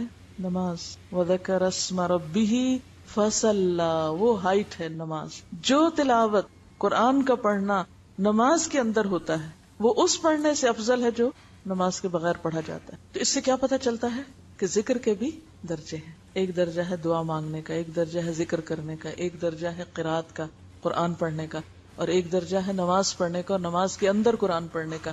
آگے سے آگے، اوپر سے اوپر ہے نا. اور یہاں بھی کیا، وَأَقِمِ الصَّلَاةَ کے بعد کیا فرمایا، وَلَذِكْرُ اللَّهِ أَكْبَرُ. تو ایک معنی اس کا کیا بنتا ہے کہ نماز اللہ کا سب سے بڑا ذکر ہے. اب بات یہ ہے کہ ذکر کی جو مختلف قسمیں ہیں ان میں پھر افضل ترین ذکر کیا ہوا؟ نماز، اور اس سے کم پھر قرآن. اور قرآن کے ذکر یا تلاوت کے بھی دو طریقے، ایک خود پڑھنا اور ایک دوسروں کے ساتھ پڑھنا، شیئر کرنا، یعنی اس کو سیکھنا اور سکھانا. جیسے حدیث میں آتا ہے خیرکم من تعلم القرآن وعلمہ، تم میں سے بہترین ہے وہ شخص جو قرآن سیکھے اور آگے سکھائے، بہترین عمل میں سے ہے. اور اس کے برعکس من اعرض عن ذکری، جس نے اس کتاب کو چھوڑ دیا، کیونکہ یہاں ذکر سے مراد قرآن ہی ہے، فإن له معیشۃ ضنکا، اگرچہ سارا ذکر، یعنی ابھی تک جو میں ذکر کی باتیں کرتی رہی اس سے مراد میری صرف تسبیح نہیں تھی، وہ ان سب چیزوں کو شامل ہے. وَنَحْشُرُهُ يَوْمَ الْقِيَامَةِ أَعْمَى، اگر اس کتاب کو چھوڑ دیا، اس سے آنکھیں بند کر لی، ان آیات کو بھلا دیا، تو پھر نہ دنیا میں چین ہے اور نہ آخرت میں. حدیث میں آتا ہے اللہ اسی کتاب کے ساتھ کچھ قوموں کو عزت بخشتا ہے اور کچھ کو ذلیل کرتا ہے. یہاں ایک آخری بات یہ یاد رکھیے کہ ہماری اکثریت جو ہے ذکر کو اس طرح لیتی ہے جیسے کوئی جادو منتر ہو. جب ذکر کا لفظ بولا جاتا ہے تو اس کو عموماً ورد، وظیفہ اور منتر اور بس برکت کی چیز کے طور پر لیا جاتا ہے. اور وہ بھی کب کیا جاتا ہے؟ جب کوئی مشکل پیش آتی، اور اس کے بھی خود ساختہ طریقے ایجاد کیے ہوئے. کوئی پریشانی ہوئی، کوئی تکلیف ہوئی، یہ اتنے ہزار پڑھ لو، یہ اتنے ہزار پڑھ لو. تو یاد رکھیے کہ ذکر الہی کوئی جادو منتر نہیں ہے، ہم بھی دنیا کے فائدے اور برکتیں اور پتہ نہیں کیا کیا سمیٹنے کے لیے اسی طرح بغیر سوچے سمجھے الٹے سیدھے وظیفے کرتے رہتے ہیں. کبھی آدھی آیت، کبھی کوئی حصہ، کبھی کچھ، اور قرآن کی وہ آیت کسی کانٹیکسٹ میں ہوتی ہے اور وہ کسی اور ہی مقصد کے لیے اس کو پڑھ رہے ہوتے ہیں. تو یاد رکھیے، اللہ کے خزانوں تک پہنچنے کے لیے ایسے وظیفے نہیں بتائے گئے کہ جن کا نہ مطلب آتا ہو نہ معنی آتا ہو اور خود ساختہ طریقوں سے ایک منتر کے طور پہ پڑھتے ہوں. ذکر الہی منتر کا نام نہیں ہے، اور ہماری اکثریت اس غلط فہمی کا شکار ہے. وہ کہتے ہیں فلاں مسئلہ ہو گیا، یہ کام نہیں ہوتا، یہ اتنی دفعہ پڑھ لو یہ ہو جائے گا. اس کو انہوں نے وظیفہ بنا رکھا ہے، یا اس کو انہوں نے ذکر کا نام دے رکھا ہے. ذکر نام ہے اللہ کی طرف جھکنے کا، اللہ کی پہچان کا، اللہ کی یاد کا. ایسی یاد، ایسی تڑپ، ایسی محبت دل سے اٹھے کہ واقعی آپ کے پورے بدن پہ اس کا اثر ہو جائے. کبھی تو وہ آیتیں سنے تو کیا ہو، انما المؤمنون الذین اذا ذکر اللہ وجلت قلوبهم واذا تلیت علیہم آیاتہ زادتہم ایمانا وعلی ربہم یتوکلون. یہ ہوتا ہے ذکر، کہ اللہ کا نام آ جائے تو ان کے دل دھڑکنے لگتے ہیں. بالکل ایسے ہی جیسے کسی عام انسان کے لیے اس کے دنیاوی محبوب کا نام آ جائے تو اس کی نبضیں تیز ہونے لگتی. وَإِذَا تُلِيَتْ عَلَيْهِمْ آيَاتُهُ، اور جب اس کی آیتیں ان پہ پڑھی جاتی ہیں، زادتہم ایمانا، تو ان کا ایمان ایک دم بڑھنے لگتا ہے، دل میں ایک لہر اٹھنے لگتی ہے، پورا جسم اس سے متاثر ہوتا ہے. اور یہ کون لوگ ہوتے ہیں؟ الذین یستمعون القول فیتبعون احسنہ. یہ ہے ذکر کا اثر ان کی زندگیوں میں. تو ذکر کا اصل معنی ہے اللہ کی یاد. اور اللہ کی یاد کا کیا مطلب ہے؟ یعنی یہ بھی قابل توجہ چیز ہے. ہم یہ پھر ترجمہ ہی کر رہے ہیں اللہ کی یاد، جو سب کو پتا ہے. کیا یاد؟ اللہ کی محبت، اللہ کے خوف، اللہ کے دیدار کے شوق، اللہ کی قدرت، اس کے کمالات، اس کی نشانیوں کو دیکھ کر انسان کا دل پھڑک اٹھے، تڑپ اٹھے، وجد میں آ جائے، ہل جائے. وجلت قلوبہم، خواہ یہ ایک لمحے کے لیے ہو، کیونکہ یہ کیفیت آئے گی ہر چیز پہ نظر ہی بدل جائے گی، ہر چیز مختلف نظر آنے لگے گی. اور پھر دل واقعی اللہ کے لیے ایسے بے قرار رہنے لگتا ہے جیسے کوئی اپنے کسی عزیز ترین دوست کے لیے بے قرار رہتا ہے، محبوب ترین چیز کے لیے جیسے کوئی شخص بے قرار ہوتا ہے نا. دل میں ایک تڑپ ہوتی ہے، کب ملوں اس سے، کب دیکھوں اس کو، کب بات کروں اس سے. پھر یہ کیفیات انسانوں کے لیے نہیں، اللہ کے لیے ہونے لگتی. یا اللہ کب ملیں گے تجھ سے، کب بات کریں گے تجھ سے، کب دیکھیں گے تجھ کو. پھر انسان ان ساری چیزوں سے اوپر اٹھنے لگتا ہے. تو یاد رکھیے، ذکر نہ ورد ہے، نہ لفظی تکرار ہے، نہ یہ وظیفوں کا نام ہے. حدیث میں آتا ہے بندہ جب تکبیر کہتا ہے، اللہ اکبر کہتا ہے، تو اس کا نور زمین سے آسمان تک سب چیزوں کو ڈھک لیتا ہے. اتنا خوبصورت کلمہ ہے یہ. لیکن ہم جب نماز میں اللہ اکبر اللہ اکبر اللہ اکبر کرتے رہتے ہیں، اذان ہو رہی پتہ ہی نہیں کیا کہا جا رہا ہے، تو اس وقت بھی ایسا ہی نور پھر نکلتا ہے اور ایسے ہی ڈھکتا ہے سب کچھ. ایک دفعہ اللہ اکبر کہنا کافی ہے اگر آپ دل سے کہہ رہے ہیں، کہ اس کے لیے 1000 یا 5000 کی شرط نہیں ہے جیسے کتابوں میں لکھا ہوتا ہے اتنی دفعہ یہ فلاں چیز پڑھیں تو آپ کو یہ معرفت حاصل ہوگی. کوئی ایسی چیز حدیث سے ثابت نہیں. رسول اللہ صلی اللہ علیہ وسلم نے ایک بار خطبے میں فرمایا، جو شخص لا الہ الا اللہ کو اس طرح کہے کہ خلط ملط نہ ہو تو اس کے لیے جنت واجب ہو جاتی. حضرت علی بن ابی طالب نے پوچھا خلط ملط ہونے کا کیا مطلب ہے؟ فرمایا دنیا کی محبت اور اس کی طلب میں لگ جانا، یعنی دنیا کا کتا بن جانا مراد اس سے یہ. یعنی جو لا الہ الا اللہ پڑھتا ہے سچے دل سے تو پھر وہ کس کا طالب بن جاتا ہے، وہ کس کا مرید ہوتا ہے؟ من اراد الاخرۃ، وہ پھر آخرت کا طلبگار ہو جاتا ہے کہ وہاں رب سے ملاقات ہونی، وہاں صبح شام دیکھیں گے اپنے رب کو. دنیا کی چیزوں کی اٹریکشن ختم ہو جاتی، پھر کم ہو جاتی ہے. رسول اللہ صلی اللہ علیہ وسلم نے فرمایا جو شخص لا الہ الا اللہ اخلاص کے ساتھ کہے، اخلاص کے ساتھ، وہ جنت میں داخل ہوگا. پوچھا گیا لا الہ الا اللہ کا اخلاص کیا ہے؟ کیونکہ ہم تو آدھی حدیث لے لیتے ہیں نا، لا الہ الا اللہ پڑھ لی جنت میں بس داخلہ کنفرم ہو گیا، ٹکٹ مل گیا، بس اب جانے کی دیر ہے، چاہے جو مرضی کرو. تو آپ نے کیا فرمایا؟ جو اخلاص کے ساتھ کہے. لوگوں نے پوچھا اخلاص کیا ہوتا ہے؟ وہ شرط لگ گئی نا ساتھ، اخلاص کے ساتھ. فرمایا وہ آدمی کو اللہ کی حرام کی ہوئی چیزوں سے روک دے. اخلاص کیا ہے؟ جو اللہ کی حرام کردہ چیزوں سے انسان کو روک دے. مثلا جھوٹ، چوری، بدکاری، یہ سب حرام ہے. تو لا الہ الا اللہ جو سچے دل سے پڑھا ہو تو وہ کیا ہوتا ہے؟ انسان کو ان ساری چیزوں سے روک دیتا ہے، تب وہ جنت میں جانے کا مستحق بنتا ہے. آپ صلی اللہ علیہ وسلم نے فرمایا جو شخص اس حال میں مرے کہ اس نے گواہی دی ہو کہ اللہ کے سوا کوئی الہ نہیں اور میں اللہ کا رسول ہوں، اور یہ بات اس کے قلب سے نکلی ہو، دل سے نکلی ہو، وہ ضرور جنت میں داخل ہوگا.